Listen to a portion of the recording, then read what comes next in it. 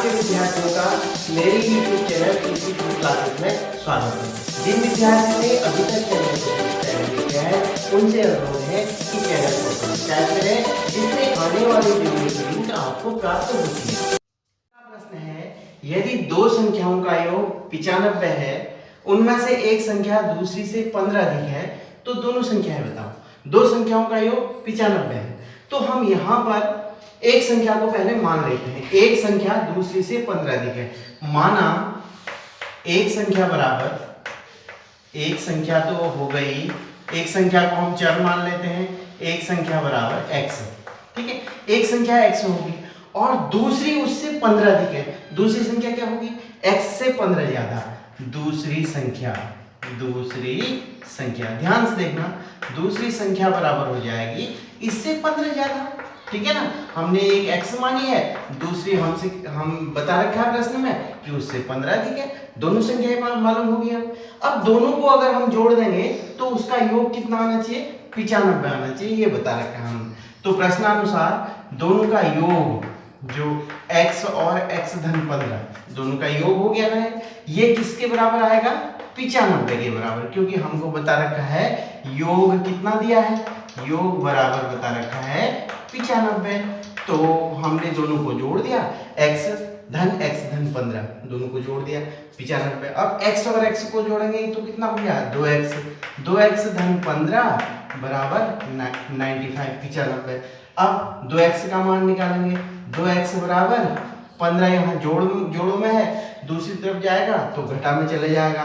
95 ऋण 15, it means 2x बराबर हो जाएगा 95 में 15 गया, ये हो गया 80। 2x बराबर 80। तो x का मान कितना आ गया? x बराबर, ये गुणा में है तो यहाँ जाएगा तो भाग में हो जाएगा।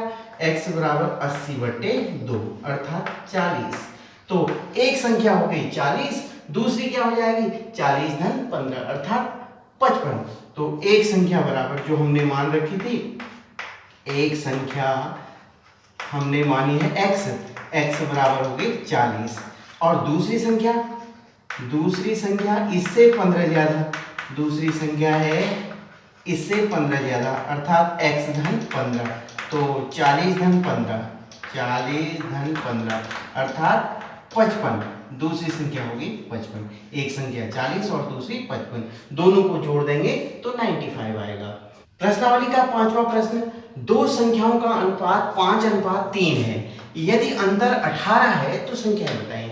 दो संख्याएं हैं, उनमें अनुपात दिया है 5:3 और उनको अगर घटा देंगे, अंतर उनका 18 है, तो संख्याएं बताइए। तो ऐसे केस में हम क्या करते हैं? संख्याओं का अनुपात दिया है 5:3, तो हम संख्या ले लेते हैं। माना एक तो है 5x, दूसरी है 3x। अगर इनका अनुपात निकालेंगे तो 5:3 आएगा। 5x/3x अगर हम करेंगे तो x से x कट गया, 5/3 अर्थात 5:3 आएगा। तो दो संख्याएं हो गई, ये हमने मान ली। अब देखिए हमें कंडीशन क्या दे रखी है? हमको दे रखा है संख्याओं का अंतर बराबर दे रखा है 18। अंतर माने घटा देते हैं। फिर बड़ी संख्या ये है, छोटी ये है, दोनों को घटा देते हैं।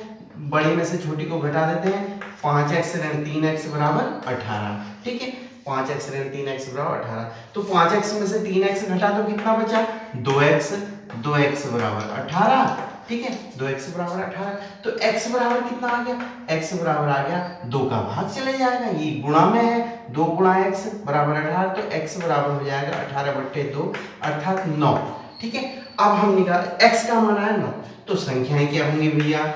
संख्याएं क्या होंगी? ध्यान से, संख्याएं होंगी, पहली संख्या होगी 5 गुणा x अर्थात 5 गुणा 9, 5 9 45। एक संख्या होगी 45। दूसरी संख्या कितनी होगी?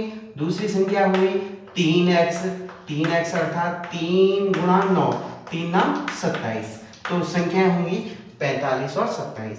अब आप चेक भी कर सकते हैं, उनका अनुपात निकाल लीजिए। यहाँ पर हम चेक कर लेते हैं, 45/27, ठीक है। अनुपात निकाल दीजिए। ये किससे कट रहा है?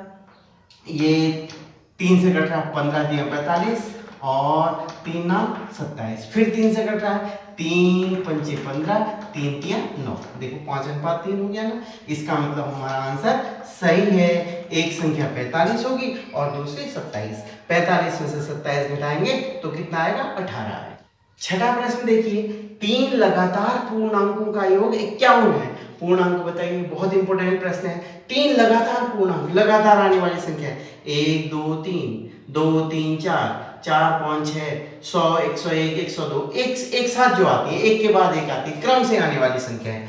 माना पहली संख्या मान लीजिए आप, माना लगातार पूर्णांक, लगातार पूर्णांक, पहला पूर्णांक आप मान लीजिए x, पहला पूर्णांक मान लीजिए x, एक चर मान लीजिए। दूसरा क्या होगा?